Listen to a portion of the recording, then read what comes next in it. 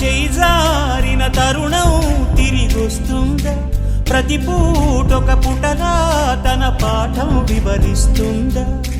మన కోసమే తనలో తను రగిలే రవి తపనంతా కనుమూసిన తరువాతనే పెను చీకటి చెబుతుందా?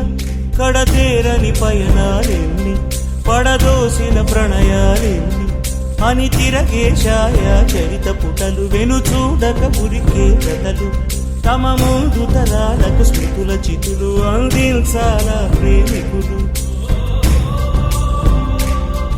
ఇది కాదే విధిరాత,